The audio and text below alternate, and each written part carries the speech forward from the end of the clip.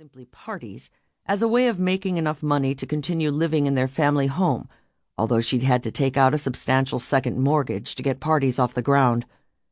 Grant had paid the required support, but depending on that would have meant moving to a smaller house in a different neighborhood.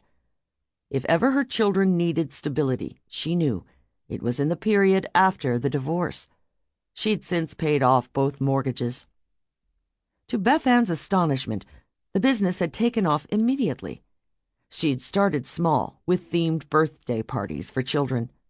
The Alice in Wonderland Tea Party had been the most popular of the dozens of concepts she'd created. With busy schedules, parents were looking for an easy, economical way to make birthday parties special. Bethanne's company had filled that need. Currently, there were 5 Parties stores in the Seattle area, including the original location, and she was considering a deal that offered national franchising opportunities. The key was to keep the ideas fresh and the prices reasonable. This past winter she'd added a birthday party in a box, more scaled-down, do-it-yourself versions of her trademarked theme parties. A year earlier, Bethanne had hired Julia Hayden as her corporate operations manager. Julia was efficient, dedicated, and gifted. She loved the job and had begun overseeing the company's day-to-day activities, freeing Bethanne to focus on creative development. Annie worked with her, and the two of them had recently developed birthday party ideas for cats and dogs, which was now a popular trend, especially among childless, affluent professionals. They'd expanded into other types of parties, too: anniversary and retirement celebrations, Christmas, and even Halloween events. Bethanne signaled for the check, and they went their separate ways with a quick hug and a wave. Annie was walking back to the office, while Bethanne headed for Blossom Street and a good yarn. Knitting had become one of her favorite activities. When she needed to think, nothing helped more than sitting down with a knitting project.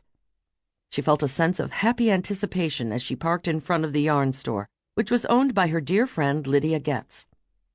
With the wedding only 6 weeks away, she'd wanted to knit something for Courtney, her almost daughter-in-law, to wear during the wedding. The wedding. It was why Grant had called her 2 weeks ago. Their son's marriage had given him a legitimate excuse, and he'd called twice since then, including this morning.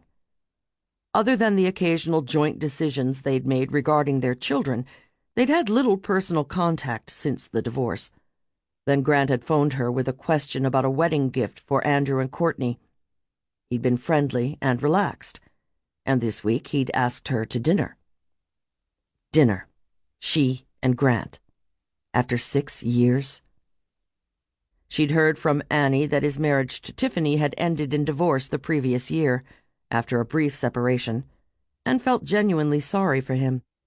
This was a second divorce for Tiffany as well. In fact, Bethanne had briefly dated Paul, Tiffany's first husband, shortly after the divorce, although date wasn't exactly the right word. They'd been more of a 2-person support group, helping each other grapple with their betrayal by the people they loved. Unfortunately, Andrew's relationship with his father remained cool.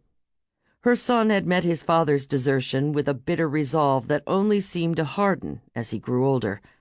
Andrew was polite but kept an emotional distance from Grant. For Annie, 16 at the time, the divorce had been nothing short of devastating. Always a daddy's girl, she'd acted out her shock and pain as only a willful teenager can. Annie blamed Tiffany for stealing her father away and had done everything she could to sabotage the marriage. But Bethanne was also a target for her rage during those early months. Annie had railed at her for being too boring and clueless to keep her father happy.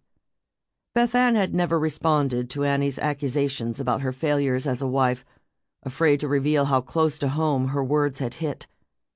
Eventually, Annie had adjusted to the new reality, although she still referred to Grant's second wife in sarcastic tones as the lovely Tiffany.